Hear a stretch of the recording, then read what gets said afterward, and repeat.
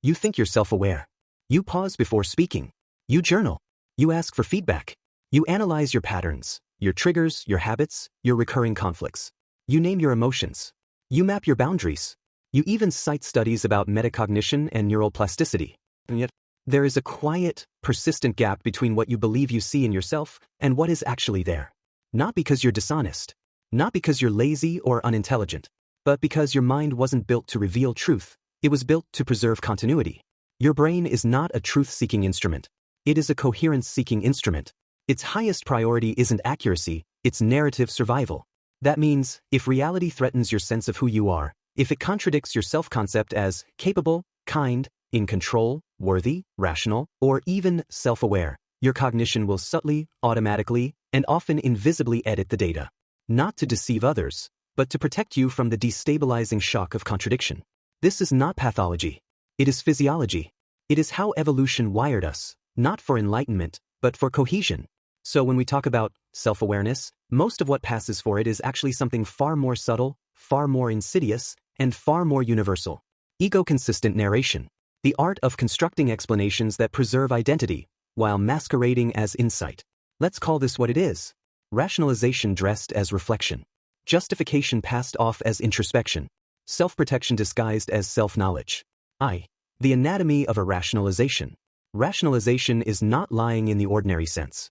It's not fabricating facts out of thin air, though it can drift there.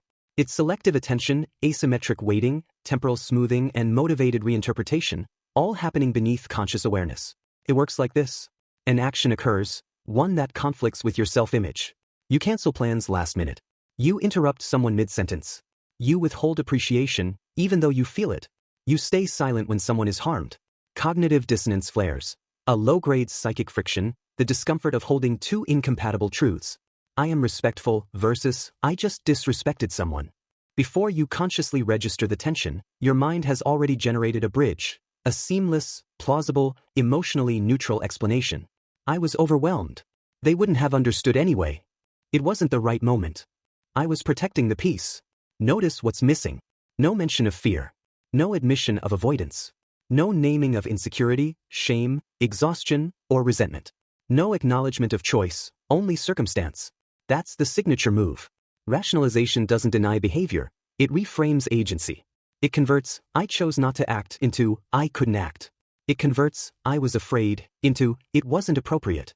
It converts, I didn't want to risk conflict, into, I value harmony. The language becomes noble. The motive becomes virtuous. The flaw disappears, replaced by a higher principle.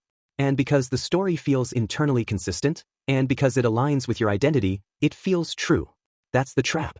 Truth isn't validated by coherence. It's validated by falsifiability, by evidence, by willingness to be wrong. But rationalization is unfalsifiable by design. Every counterpoint gets absorbed. You avoided the conversation? Yes, because timing matters. But you've delayed it 3 times? Because I needed clarity first. What if clarity was just a delay tactic? Then I'm learning about my process. There's no floor, no boundary, no point where the story stops defending and starts revealing. That's not growth. That's narrative entrenchment. 2. Why intelligence makes this worse. Here's the cruel irony. The sharper your mind, the more elegant your rationalizations. A less articulate person might say, I didn't do it because I didn't feel like it. That's crude, but honest. Unvarnished. Vulnerable. A highly intelligent person says, I held space for their autonomy by not imposing my perspective prematurely. Same behavior. Radically different framing. One invites inquiry. The other closes the door.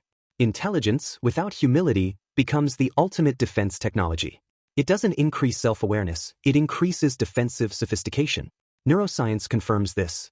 fMRI studies show that when people confront evidence contradicting core beliefs, the default mode network, associated with self-referential thought, activates, not the anterior cingulate cortex, associated with error detection. In other words, the brain defaults to self-protection, not truth correction. And the more practiced you are at analysis, the faster and smoother that protective loop runs. You don't become wiser. You become more fluent in self-exoneration. You don't question your motives, you annotate them. You don't examine your fears, you contextualize them. You don't sit with discomfort, you translate it into insight. That translation is where the distortion begins. Because insight isn't insight unless it changes behavior. Unless it costs you something. unless it demands you relinquish a story you've relied on. Otherwise, it's just another layer of ornamentation, gilding the cage. 3. What real self-awareness actually feels like. Let's be precise. Real self-awareness is not knowing your Myers-Briggs type, reciting your love language, listing your core values in a workshop handout, tracking your mood in an app, even recognizing your trauma responses, if that recognition stops at naming and never reaches accountability. Real self-awareness is white heavy checkmark, the capacity to hold two contradictory truths at once. I love this person, and I hurt them intentionally to avoid my own discomfort. White heavy checkmark, the willingness to name the unflattering motive before the mitigating context. Not, I snapped because I hadn't slept, but I snapped because I felt disrespected, and I chose punishment over repair. Sleep deprivation may be true, but it's secondary. Agency is primary. White heavy checkmark, a tolerance for unresolved tension. Not rushing to resolve the discomfort of being wrong, but letting it sit, raw and unprocessed, long enough for new neural pathways to form. White heavy checkmark, a commitment to behavioral verification. Self-awareness that doesn't alter action is self-deception with better vocabulary. White heavy checkmark, a shift from, why did I do that, to what did I protect by doing that? That question bypasses justification. It targets function. It asks, what part of me was too fragile to face directly, so I outsourced the cost to someone else? This kind of awareness doesn't feel like clarity. It feels like vertigo, like standing on the edge of a known self and watching it dissolve. It's the moment you realize your boundaries were often just walls. Your compassion sometimes functioned as avoidance. Your patience masked resentment. Your neutrality was complicity. That's not failure. That's the first breath of real air. Because illusions don't collapse all at once, they erode. And erosion begins the moment you stop polishing the glass and start looking through it, even when what you see unsettles you. 4. The 3 telltale signs you're rationalizing, not reflecting. Ask yourself, honestly, these questions. Small blue diamond, do you always have an explanation? Not sometimes. Not occasionally. Boys. If your self-accountability depends on having a reason, you're not investigating, you're defending. Small blue diamond, does your explanation soften the emotional weight of the act? Does it remove shame, guilt, or responsibility, or transmute them into fatigue, miscommunication, or external pressure? Growth lives in the weight, not in its removal. Small blue diamond, would someone who deeply knows you and loves you without agenda recognize your explanation as complete? Or would they gently say, yes, and also, what were you afraid would happen if you'd done the harder thing? That, and also, is where truth lives. V. How to begin disrupting the loop. Self-awareness isn't achieved, it's practiced. Daily. Relentlessly. Often badly. Start here. Replace why with what did I avoid? Next time you justify behavior, pause and ask, what feeling did I not want to feel? What risk did I not want to take? What truth did I not want to speak, even to myself? Practice naked naming. Strip away all modifiers, clauses, and context. Just state the action and the motive nakedly. I lied to avoid disappointment. I withdrew to avoid vulnerability. I criticized to feel superior. Let it land. Don't soften it. Don't explain it. Just hold it. Seek friction, not feedback. Feedback tells you how you're perceived. Friction reveals where your story breaks down. Invite people who won't protect your narrative, not because they're harsh, but because they're anchored in integrity. Then listen, not to rebut, but to locate the tremor in your certainty. Let silence be your co-analyst. After a charged moment, don't journal immediately. Sit with the unease for 90 seconds. No interpretation, no story, no resolution. Let your nervous system speak first. The body remembers what the mind edits. Embrace, I don't know, as a sacred phrase. When you catch yourself reaching for an explanation, pause and say aloud, I don't know why I did that. Then wait.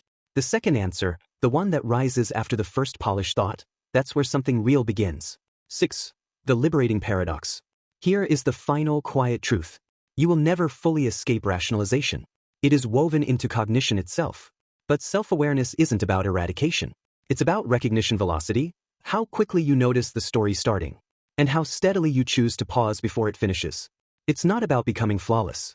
It's about shortening the gap between action and accountability, between impulse and intention, between protection and presence, between ego and essence. And the moment you stop needing to be self-aware, the moment you release the identity of the insightful person, that's when real seeing begins. Because then, awareness is no longer a credential. It's a practice, a posture, a return again and again to the trembling, unfinished, gloriously human truth. I'm not who I say I am. I am who I choose, moment by moment, to become. And the first choice is always, will I tell the story that comforts me? Or the one that sets me free?